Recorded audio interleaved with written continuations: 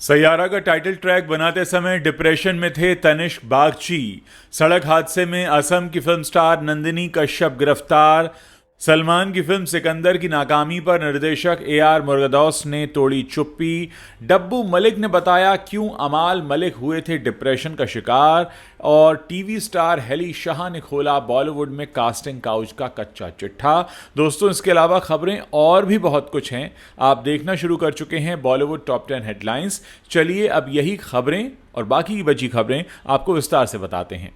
आहान पांडे और अनीत पड्डा की फिल्म सैयारा के गाने, खासकर टाइटल ट्रैक, कई म्यूजिक चार्ट्स में छाया हुआ है। टाइटल ट्रैक को बनाने वाले म्यूजिक कंपोजर तनिष्क बागची ने इस गाने को बनाने के पीछे की कहानी बताई है। बॉलीवुड हंगामा को दिए इंटरव्यू में उन्होंने सैयारा के गाने को प्रोडक्ट ऑफ पेन बताया, यानी दर्द से निकला प्रोडक्ट। तनिष्क से जब इंटरव्यू में पूछा जाता है कि क्या सबसे अच्छा गाना या म्यूजिक दर्द से बाहर आता है, जवाब में वो इस पर हामी भरते हैं। फिर तनिष्क बताते हैं, आप यकीन नहीं करोगे, जब सैयारा बन रहा था तब मैं बहुत ज़्यादा डिप्रेशन में था। मैं रोज़ाना दवाई ले रहा हूँ, सो नहीं पा रहा था। सफलता तो थी लेकिन फिर भी एक खालीपन था जिसे मैं समझ नहीं पाया। मेरे पास घर था, करियर था, सब कुछ था, लेकिन उदासी भी थी। असलान निजामी फैमिली इशू से होकर गुजर रहे थे। फ़हीम अब्दुल्ला का एग्ज़ाम था और मोहित सूरी और ये सब खुलकर बात किया करते थे। उन्होंने कहा कि हमने अपने अंदर का भारीपन एक दूसरे के साथ शेयर किया। सैयारा में शामिल हुए हर कलाकार ने इसमें अपना दर्द डाला। मुझे लगता है यही वजह है कि इसका असर इतना गहरा है। इंटरव्यू में जब आगे तनिष्क से पूछा गया कि आपने तो इतने सारे अच्छे गाने बनाए हैं, लेकिन इस बार ऐसा क्या हुआ जो ऑडियंस को ये गाना इतना पसंद आया, इस पर वो कहते हैं, हमने कभी हिट फिल्म बनाने का लक्ष्य नहीं रखा था। हम बस यही चाहते थे कि फिल्म रियल, सिंपल और ईमानदार हो, कोई ड्रामा ना हो, कोई बनावट ना हो। जब ये बना तो मैंने इसे लूप पर सुना और पहली बार मेरे अपने गाने ने मुझे ठीक करना शुरू कर दिया। तभी मुझे एहसास हुआ कि यह गाना दूसरों को भी ठीक कर देगा। गुवाहाटी पुलिस ने बुधवार को असम की एक्ट्रेस नंदिनी कश्यप को गिरफ्तार कर लिया। उन पर एक 21 साल के छात्र की मौत वाले हिट एंड रन मामले में गाड़ी चलाने का आरोप है। यह हादसा 25 जुलाई की रात करीब 3 बजे गुवाहाटी के दक्षिण गांव इलाके में हुआ था। मृतक की पहचान नलबाड़ी पॉलिटेक्निक के छात्र समीउल हक के रूप में हुई थी। घटना के सीसीटीवी फुटेज में दिखा कि छात्र घर लौट रहा था, तभी एक बलेरो SUV ने उसे टक्कर मार दी। प्रत्यक्षदर्शियों के अनुसार गाड़ी एक्ट्रेस चला रही थी। टक्कर के बाद वो रुकी नहीं और मौके से भाग गईं। समीउल के दोस्तों ने उस SUV का पीछा किया और उसे काहिली पाड़ा के एक अपार्टमेंट में ट्रैक किया। नंदिनी कश्यप गुवाहाटी की रहने वाली हैं और उन्होंने 2021 में Meghalaya university of science and technology से ग्रेजुएशन किया है। हादसे के बाद छात्र को गंभीर हालत में अस्पताल ले जाया गया, जहां इलाज के दौरान उसकी मौत हो गई और फाइनली इस एक्ट्रेस को गिरफ्तार कर लिया गया है। मैं आपको बता दूं कि हिंदुस्तान टाइम्स की रिपोर्ट के मुताबिक छात्र के परिवार ने कहा कि समीउल को सिर पर गंभीर चोटें आई थीं, दोनों पैरों में कई फ्रैक्चर हुए थे। ये भी बताया गया कि उसके हाथ और जांघ की हड्डियां भी टूट गई थीं। उसके परिवार के लोगों का दावा है कि उस एक्ट्रेस ने इलाज का खर्च उठाने का वादा किया था, लेकिन फिर कभी कोई संपर्क किया ही नहीं। ईद के मौके पर रिलीज हुई सलमान खान की फिल्म सिकंदर बॉक्स ऑफिस पर असफल रही थी। फिल्म के डायरेक्टर AR मुर्गदौस ने रिलीज के 4 महीने बाद इस पर चुप्पी तोड़ी है। अपनी अगली तमिल फिल्म मद्रासी के प्रमोशन के दौरान फिल्म मेकर ने सिकंदर की असफलता के बारे में बात की और इसके पीछे हिंदी समझने में अपनी असमर्थता को ही जिम्मेदार ठहराया। इंडियन एक्सप्रेस की खबर के मुताबिक डायरेक्टर AR मुर्गदौस ने कहा है कि जब वो हिंदी फिल्म में काम करते हैं तो भाषा की वजह से खुद बहुत ही अपंग महसूस करते हैं। वो कहते हैं, अपनी मातृभाषा तमिल में काम करना मेरी सबसे बड़ी ताकत है, क्योंकि मुझे पता है कि यहाँ क्या काम करता है, यानी इस लैंग्वेज के बारे में बहुत अच्छे से जानता हूँ। सोशल मीडिया पर ट्रेंडिंग कैप्शन और डायलॉग का इस्तेमाल करके युवा ऑडियंस को काफ़ी लुभाया जा सकता है, लेकिन मैं दुर्भाग्य से इसे बाकी की भाषाओं, खासकर हिंदी में नहीं कर सकता। वहाँ फिल्म की सफलता के लिए मैं सिर्फ स्क्रीन प्ले पर ही निर्भर रह सकता हूँ। 200 करोड़ रुपए की लागत से बनी फिल्म सिकंदर ने बॉक्स ऑफिस पर 177 करोड़ रुपए की कमाई की थी, यानी तकरीबन 23 करोड़ का नुकसान उठाया था। वो आगे कहते हैं कि एक बार के लिए मैं तेलुगु फिल्में ले सकता हूं, लेकिन हिंदी हमारे लिए काम नहीं करेगी, क्योंकि जब मैं स्क्रिप्ट लिख लेता हूं तो वो उसे इंग्लिश में ट्रांसलेट करते हैं, फिर इसको हिंदी में ट्रांसलेट किया जाता है। मैं केवल अनुमान लगा सकता हूं कि सीन में क्या हो रहा होगा, लेकिन मैं उसमें बारीकी से समझ नहीं पाता। जब आप किसी अनजान भाषा और जगह पर फिल्म बनाते हैं तो ऐसा लगता है कि आप अपंग हैं, ऐसा लगता है जैसे आपके हाथ ही नहीं है। मैं इस बात में यकीन रखता हूं कि हमारी ताकत इस बात पर निर्भर करती है कि हम कहां और किस संस्कृति से आते हैं। गौरतलब है कि सिकंदर A.R. मुरुगदौस की पहली हिंदी फिल्म नहीं थी। उन्होंने इससे पहले 2014 में अक्षय कुमार की film holiday a soldier is never of duty बनाई थी। 50 करोड़ रुपए के बजट में बनी इस फिल्म ने 180 करोड़ रुपए का बिजनेस किया था। वहीं साल 2008 में उन्होंने फिल्म गजनी से हिंदी सिनेमा में कदम रखा था। आमिर खान स्टारर इस फिल्म ने बॉक्स ऑफिस पर कमाई के मामले में कमाल कर दिया था। उस जमाने में 52 करोड़ रुपए की लागत से बनी उस फिल्म ने बॉक्स ऑफिस पर करीब 200 करोड़ रुपए कमाए थे। आपको बता दें कि गजनी A.R. मुरुगदौस की तमिल फिल्म गजनी और हॉलिडे उनकी तमिल फिल्म थुप्पक्की की हिंदी रीमेक थी। म्यूजिक कंपोजर डब्बू मलिक ने हाल ही में अपने बेटे अमाल मलिक के डिप्रेशन और पारिवारिक तनाव को लेकर बात की है। अमाल ने मार्च 2025 में डिप्रेशन में होने की बात कही थी। अब दैनिक भास्कर के साथ एक बातचीत में उनके पिता डब्बू मलिक ने इस पूरे मामले पर अपना रिएक्शन दिया है। डब्बू मलिक ने माना कि वो अमाल की फीलिंग्स को पूरी तरह नहीं समझ पाए थे। उन्होंने इस इंटरव्यू के दौरान साफ तौर पर कहा, मैंने तो स्वीकार किया, मैं तो अमाल के पास गया और मैंने उससे बाकायदा ये कहा कि शायद मुझसे जाने अनजाने में कोई ऐसी गलती हो गई, मैंने तुझे नज़रअंदाज कर दिया और कोई एस्पेक्ट्स ऑफ लाइफ के अंदर जो हो सकता है, क्योंकि माँ बाप से भी गलतियां हो जाती हैं कि वो एक ही बच्चे पर ज़्यादा फोकस करते हैं या एक ही आदमी को ज़्यादा तवज्जो देते हैं, समझते हैं कि वो हमारा टॉर्च बेयरर है, तो कभी कभी शायद पर्सनल और इमोशनल लेवल पर हमसे ये गलतियां हो जाती हैं। डब्बू ने बहुत खुलकर इस बारे में बात की है। डब्बू ने यह भी कहा कि कभी कभी माता पिता सोचते हैं कि बड़ा बच्चा खुद समझ जाएगा, लेकिन ऐसा होता नहीं है।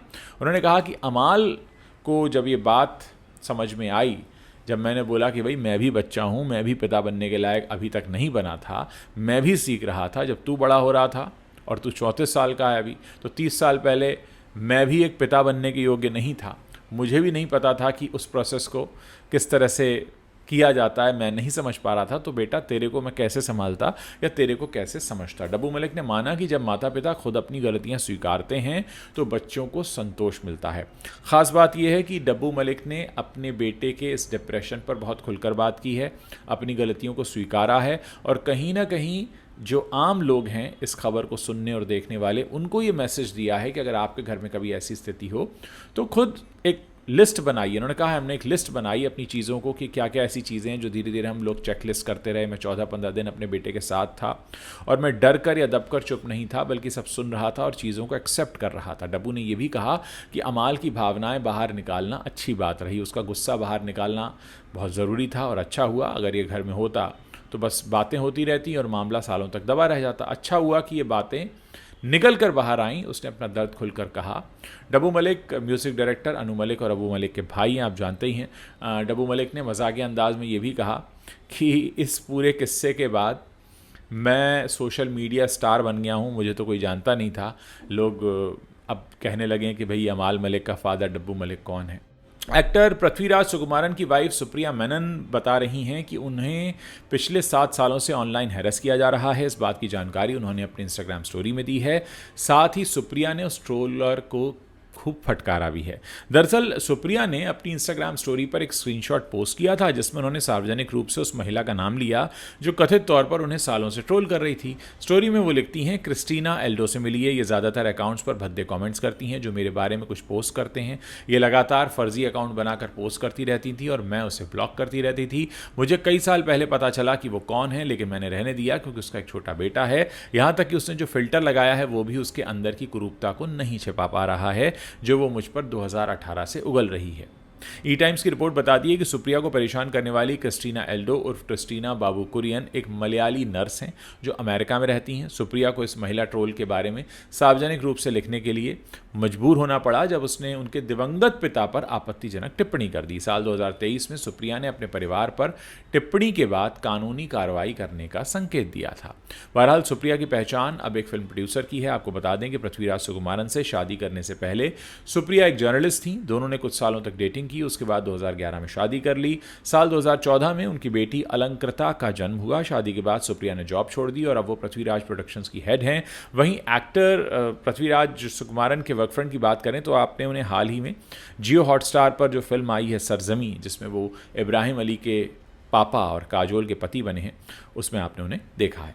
बात करते हैं फरहान अख्तर की। फरहान अख्तर फिल्म 120 बहादुर के साथ बड़े पर्दे पर फिर से वापस आ रहे हैं। इस फिल्म में जो मेजर शैतान सिंह भाटी हैं उनका रोल करने वाले हैं। इस फिल्म में भारतीय सैन्य इतिहास के सबसे वीर युद्धों में से एक को दिखाया जाना है। कहा जा रहा है कि फिल्म का टीजर वॉर 2 के साथ अटैच होगा और अगस्त के पहले हफ्ते में ऑफिशियली रिलीज किया जाएगा। मेजर शैतान सिंह भाटी की जिंदगी से जुड़ी फिल्म 120 बहादुर, ये 1962 की रेजांगला की लड़ाई की उस खास बहादुरी की कहानी है जब 120 भारतीय जवानों ने हज़ारों दुश्मनों का सामना करते हुए लद्दाख की रक्षा की थी। ये एक ऐसी लड़ाई थी जिसमें हिम्मत और कुर्बानी की हर हद पार कर दी गई। इस सच्ची कहानी को ईमानदारी से दिखाने के लिए मेकर्स ने तमाम कोशिशें की हैं। उन्होंने इसके लिए खास सेट तैयार किया है, साथ ही फिल्म को रियल लोकेशन पर शूट किया गया है। फिल्म से जुड़ी 5 ज़बरदस्त बातें मैं आपको बताने जा रहा हूँ। फिल्म की टीम ने लद्दाख में कड़ाके की ठंड में और बहुत ऊंचाई पर, करीब 10,000 फीट की ऊंचाई पर, ऐसी जगह पर शूट किया है जहां तापमान -10 डिग्री सेंटीग्रेड तक गिर गया था।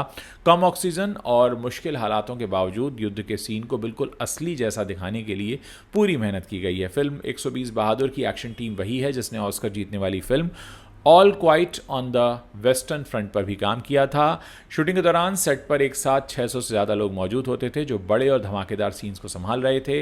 कहानी को सच्चे तरीके से दिखाने के लिए फिल्म की शूटिंग लद्दाख, राजस्थान और मुंबई में की गई है। इन जगहों ने मिशन की मुश्किल हालातों, भावनाओं और अलग अलग माहौल को अच्छी तरह से दिखाया है। इस फिल्म के शूट के दौरान स्नो बिजनेस टीम से भी हाथ मिलाया गया है। फिल्म में बर्फ़ से ढके इलाकों में जंग के सीन दिखाने के लिए मेकर्स ने ब्रिटेन की मशहूर कंपनी स्नो बिजनेस के साथ काम किया है। ये वही टीम है जो ग्लैडिएटर जैसी बड़ी फिल्मों पर भी काम कर चुकी है। बात करेंगे टीवी एक्ट्रेस हेली शाह की, जिन्होंने कास्टिंग काउच के बारे में उनका जो अनुभव रहा है, कड़वा अनुभव, उसके बारे में खुलकर बात की है। फ्री प्रेस जर्नल को दिए इंटरव्यू में उन्होंने कहा कि ये घटना उनके करियर के पहले 2-3 सालों में हुई थी। वो अपनी मां के साथ मुंबई के फिल्म सिटी में एक ऑडिशन देने गई थी। हेली ने शो का नाम तो नहीं बताया, लेकिन कहा कि वो उस समय काफ़ी पॉपुलर था। टीवी के अलावा हेली ने मशहूर वेब सीरीज़ गुल्लक में भी काम किया है। तो इस बारे में बताते हुए हेली कहती हैं, हम ऑडिशन देने गए, इसके बाद वो लोग मेरी माँ के सामने ही मुझसे इशारों में पैसे की बात करने लगे। ये पूरी तरह से कास्टिंग काउच नहीं था, लेकिन काफ़ी अजीब और डराने वाला था और मैं इसे किसी से बताना भी नहीं चाहती। हेली ने कहा कि अगर वो सीधा बोलते कि एजेंसी फीस के तौर पर 10% लेंगे तो हम दे भी देते, लेकिन उन्होंने जिस तरह से बात की और जैसी हरकतें की वो बहुत अजीब था। वो आदमी खुद भी डाउटफुल लग रहा था। शायद मेरी माँ साथ थी इसलिए उसने लिमिट में रहकर बात की, लेकिन अगर मैं अकेली होती तो वो कुछ भी कर सकता था। मुझे नहीं पता, हम जैसे ही ऑफिस से बाहर निकले मुझे बहुत डर लगने लगा। मैं कांप रही थी, तब इंडस्ट्री में नई थी और समझ भी नहीं पा रही थी कि हो क्या रहा है। हेली शाह स्वरागनी में स्वरा बोस माहेश्वरी और देवांशी में देवांशी बख्शी के किरदार के लिए जानी जाती हैं। हेली ने अपने एक्टिंग करियर की शुरुआत 2010 में जिंदगी का हर रंग गुलाल से की थी। वो इश्क में मरजावा 2, लाल इश्क, सूफियाना प्यार मेरा, दिया और बाती हम और स्वरागनी जैसे शो में काम कर चुकी हैं। रोमन शॉल की बात करते हैं, जो कुछ समय पहले तक सुष्मिता सेन के काफ़ी करीब थे। उन्होंने एक पोस्ट लिखा था असल में, और उस पोस्ट पर अब अलग अलग तरह के रिएक्शंस आ रहे हैं। रोमन ने एक पोस्ट जब लिखा जिसमें उन्होंने सुष्मिता की तारीफ़ की थी, उस पर उन्हें ट्रोल किया जाने लगा। आप जानते हैं कि रोमन शॉल और सुष्मिता सेन के बीच एक खास रिश्ता है जिसे शब्दों में बयान नहीं किया जा सकता। ये बात खुद रोमन ने अपनी पिछली पोस्ट में लिखी थी। इसमें उन्होंने सुष्मिता सेन के साथ 7 साल की उनकी जो एनिवर्सरी थी 7वें साल की, उस पर एक मैसेज लिखा था और तस्वीर पोस्ट की थी। इसी पोस्ट पर एक लड़की ने उनको ट्रोल किया कि उन्हें मिस यूनिवर्स की छत्रछाया से बाहर निकलना चाहिए, तो रोहमन ने इसका जवाब दे दिया है।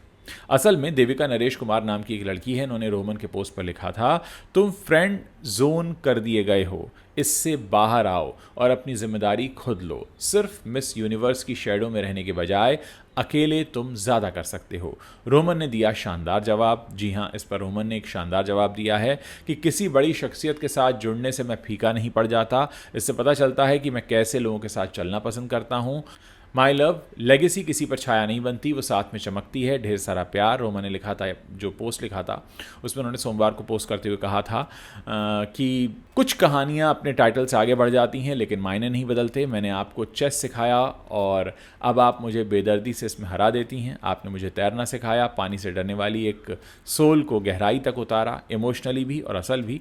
मैं आपको बेस्ट हेयर कट्स देने का शुक्रिया अदा करना कैसे भूल सकता हूँ। हमने रोल, डर और ताकतों की अदला बदली और शहमात और गहराइयों के बीच एक ऐसा रिश्ता बनाया जो लेवल से परे है, ना प्रेमी, ना अजनबी, ना नाजुक, रेयर। आप कभी मेरा सेफ प्लेस थी और किसी तरह से आज भी हैं। हमारे बीच जो प्यार था उसका मैं आभारी हूँ, और शान सी हमारी जो दोस्ती बनी रहे उसका भी। तो इसके लिए उस लड़की ने उनको ट्रोल किया था।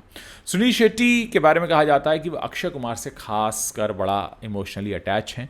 तो उन्होंने एक इंटरव्यू के दौरान इस बात का खुलासा किया है कि अक्षय के साथ उनका इतना करीबी रिश्ता कैसे है।